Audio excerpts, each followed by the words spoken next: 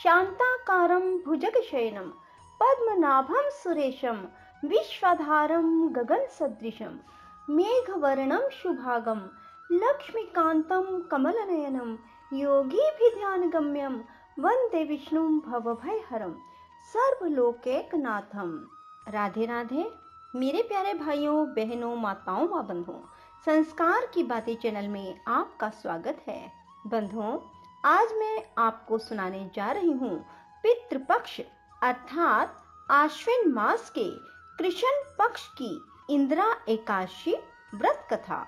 बंधुओं, इंदिरा एकादशी का व्रत करने वाले को सर्व सुख और अंत में मोक्ष की प्राप्ति होती है। इंदिरा एकादशी का व्रत करने वाले के तो 7 पीढ़ियों तक के पितृ भी तर जाते हैं। इंदिरा एकादशी का व्रत करने वाला स्वयं तो मोक्ष प्राप्त करता ही है, वह अपने सभी पितरों का उद्धार करके उन्हें भी दिव्य लोकों में प्रवेश का अधिकारी बना देता है। इंदिरा एकादशी के दिन भगवान शालिग्राम की पूजा का विधान है और पूजा तथा प्रसाद में तुलसी की पत्तियों का प्रयोग बहुत अनिवार्य रूप से किया जाता है। बंधुओं, यदि आपने हमारे YouTube चैनल संस्कार की बातें अब तक सब्सक्राइब नहीं किया तो जरूर करें और बेल आइकन दबाना ना भूलें। बंधुओं, इंदिरा एकादशी के दिन प्रातः काल जल्दी उठें। स्नान वाले जल में थोड़ा सा गंगा जल और थोड़े से काले तिल डालकर स्नान करें और फिर अपने नित्य कर्म करने के बाद भगवान शालिग्राम जी को पंचामृत से स्नान कराएं। उसके बाद साधारण जल से स्नान कराएं और फिर शालिग्राम जी को चंदन का तिलक लगाएं। शालिग्राम जी को पुष्प अर्पित करें और तुलसी दल भी अर्पित करें। शालिग्राम जी के समक्ष शुद्ध घी का दीपक जलाएं और वहां बैठकर आप भगवान विष्णु के किसी भी मंत्र का जाप करें, विष्णु जी की कथा सुने, श्रीमद् भागवत गीता सुने, फिर आरती करें और फिर भगवान को फलों का भोग लगाएं। बंधुओं, इंदिरा एकादशी के दिन पूरा दिन भगवान विष्णु के नाम जाप में बिताएं और हो सके तो 2 घंटे कम से कम मौन अवश्य धारण करें। धर्म शास्त्रों में मौन की महिमा बहुत अधिक बताई गई है। बंधुओं, इंदिरा एकादशी की रात को भगवान के समक्ष शुद्ध घी का दीपक लगाएं और रात्रि जागरण करें। भगवान के समक्ष भजन कीर्तन करें, नृत्य करें। यदि आप ऐसा करते हैं तो आपकी सभी मनोकामनाएं शीघ्र पूरी हो जाएंगी। बंधुओं, अब मैं आपको सुनाने जा रही हूँ इंदिरा एकादशी व्रत कथा।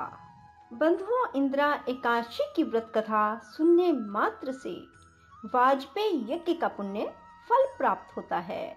इंदिरा एकादशी पापों को नष्ट करने वाली और पितरों को अधोगति से मुक्ति दिलाने वाली है।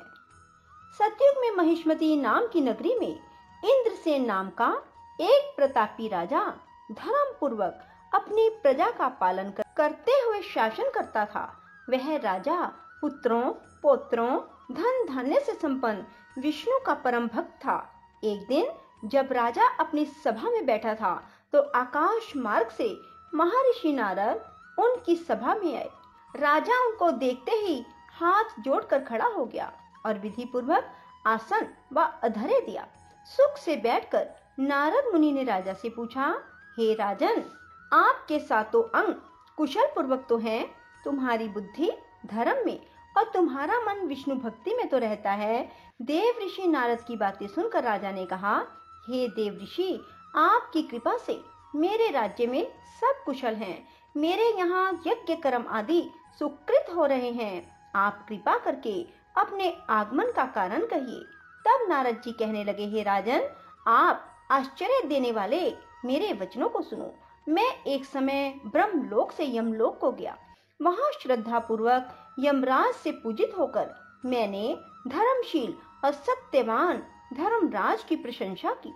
उसी यमराज की सभा में महान ज्ञानी और धर्मात्मा तुम्हारे पिता को एकादशी का व्रत भंग होने के कारण देखा। उन्होंने जो संदेश दिया है वह मैं तुमसे कहता हूँ। तुम्हारे पिता ने कहलवाया है कि पूर्व जन्म में कोई विघ्न हो जाने के कारण मैं यमलोक में रह रहा हूँ। हे पुत्र, यदि तुम इंद्रा एकादशी का व्रत मेरे निमित्त करो तो मुझको स्वर्ग की प्राप्ति हो सकती है। तब राजा कहने लगा, हे देवऋषि, आप इस व्रत की विधि मुझसे कहिए। नारद जी बोले, हे राजन, आश्विन मास के कृष्ण पक्ष की दशमी के दिन प्रातः काल श्रद्धा सहित स्नान करें।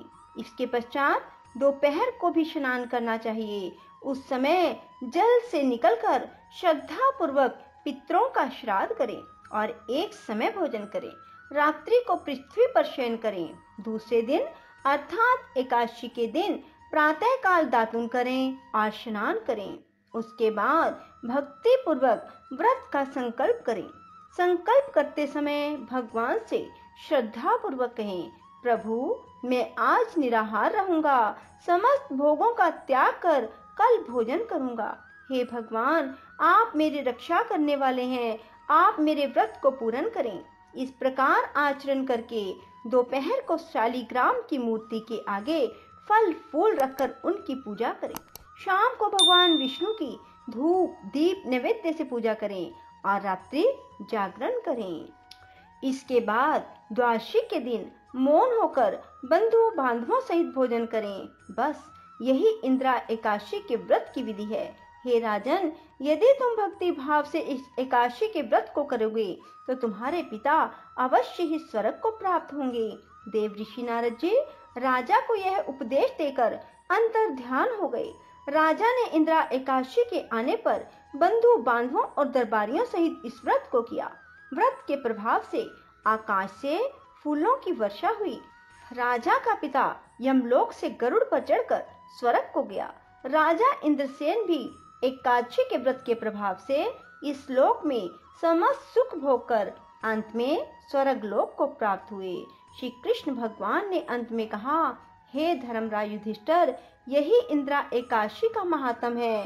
इस कथा के पढ़ने व सुनने मात्र से समस्त पाप नष्ट हो जाते हैं और अंत में स्वर्ग की प्राप्ति होती है। बोलो कृष्ण भगवान की जय। बंधुओं, सभी मनुष्यों को साल में आने वाली 24 एकादशियों का व्रत अवश्य करना चाहिए और यदि कोई 24 एकादशियों का व्रत नहीं कर पाते तो वे इन एकादशी व्रत की कथा अवश्य सुने। बंधुओं, जो मनुष्य भी एकादशी व्रत की कथा सुनते हैं उन्हें भी एकादशी व्रत के बराबर पुण्य की प्राप्ति होती है। बंधुओं, एकादशी व्रत करने वाले को 1000 अश्वमेध और 100 राजसूय यज्ञों के बराबर पुण्य की प्राप्ति होती है। जो मनुष्य पूरा दिन एकादशी का व्रत करते हैं अर्थात कुछ भी नहीं खाते और पीते, उनके 7 जन्मों के पाप नष्ट हो जाते हैं। जो मनुष्य अपने मन में एकादशी व्रत का संकल्प मात्र करते हैं उनके 100 जन्मों के पाप नष्ट हो जाते हैं और रात्रि जागरण करने से उनकी आने वाली 10,000 पीढ़ियां स्वर्ग में जाती हैं। वे नरक के दुखों से छूटकर प्रसन्नता के साथ विष्णु लोक को जाते हैं। जो फल समस्त तीर्थों में स्नान करने से प्राप्त होता है वही पुण्य एकादशी की रात्रि को जागरण करने से प्राप्त हो जाता है। बंधुओं, इस संसार में जितने भी तीर्थ हैं उन सब के स्नान दान आदि का फल एकादशी व्रत से मिलता है। अतः सब कर्मों को त्याग कर भगवान की प्रसन्नता अर्थ एकादशी के व्रत को करना चाहिए। जिसने एक बार भी इस व्रत को कर लिया वह मोक्ष का अधिकारी हो जाता है। मन, कर्म, वचन तीनों प्रकार के पाप रात्रि जागरण से नष्ट हो जाते हैं। बंधुओं, इंद्रा एकादशी के दिन जो मनुष्य भगवान की प्रसन्नता स्नान दान यज्ञ आदि करते हैं वे अक्षय पुण्य को प्राप्त करते हैं। जो मनुष्य एकादशी का व्रत नहीं करते उनके सब पुण्य व्यर्थ हो जाते हैं। बंधुओं, इंदिरा एकादशी को कृपणता त्याग कर पुष्पों, फलों, अगर, धूप, दीप, नैवेद्य आदि से भगवान का पूजन करना चाहिए। शंख में जल भरकर भगवान को अर्घ देना चाहिए। इसका समस्त तीर्थों से करोड़ गुना फल प्राप्त होता है।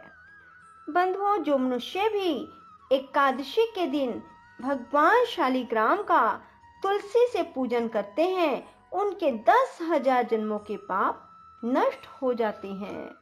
जो मनुष्य सफेद या लाल कनेर के फूलों से भगवान का पूजन करते हैं, उन पर भगवान अत्यंत प्रसन्न रहते हैं। वे करोड़ों गौओं के दान का फल पाते हैं। जो दूब के अंकुरों से भगवान की पूजा करते हैं, उन्हें 100 गुना फल प्राप्त होता है। जो शमी के पत्र से अथवा चंपा के फूलों से भगवान का पूजन करते हैं, वे मनुष्य फिर संसार में नहीं आते। जो मनुष्य केतकी पुष्प भगवान पर चढ़ाते हैं, उनके करोड़ों जन्म के पाप नष्ट हो जाते हैं। पीले और लाल वर्ण के कमल पुष्पों से भगवान का पूजन करने वाले श्वेत द्वीप में निवास करते हैं। श्री कृष्ण गोविंद हरे मुरारी, हे नाथ नारायण वासुदेवा। श्री कृष्ण गोविंद हरे मुरारी, हे नाथ नारायण वासुदेवा। श्री कृष्ण गोविंद हरे मुरारी, हे नाथ नारायण वासुदेवा। श्री कृष्ण गोविंद हरे मुरारी, हे नाथ नारायण वासुदेवा। श्री कृष्ण गोविंद हरे मुरारी, हे नाथ नारायण वासुदेवा। श्री कृष्ण गोविंद हरे मुरारी, हे नाथ नारायण वासुदेवा। श्री कृष्ण गोविंद हरे मुरारी, हे नाथ नारायण वासुदेवा। श्री कृष्ण गोविंद हरे मुरारी, हे नाथ नारायण वासुदेवा। श्री कृष्ण गोविंद हरे मुरारी, हे नाथ नारायण वासुदेवा। श्री कृष्ण गोविंद हरे मुरारी, हे नाथ नारायण वासुदेवा। श्री कृष्ण गोविंद हरे मुरारी, हे नाथ नारायण वासुदेवा। श्री कृष्ण गोविंद हरे मुरारी, हे नाथ नारायण वासुदेवा। श्री कृष्ण गोविंद हरे मुरारी, हे नाथ नारायण वासुदेवा। श्री कृष्ण गोविंद हरे मुरारी, हे नाथ नारायण वासुदेवा। श्री कृष्ण गोविंद हरे मुरारी, हे नाथ नारायण वासुदेवा। राधे राधे, जय श्री कृष्णा। बंधुओं, यदि आपको हमारी ये कथा पसंद आए तो इसे लाइक करें और शेयर भी जरूर करें। धन्यवाद।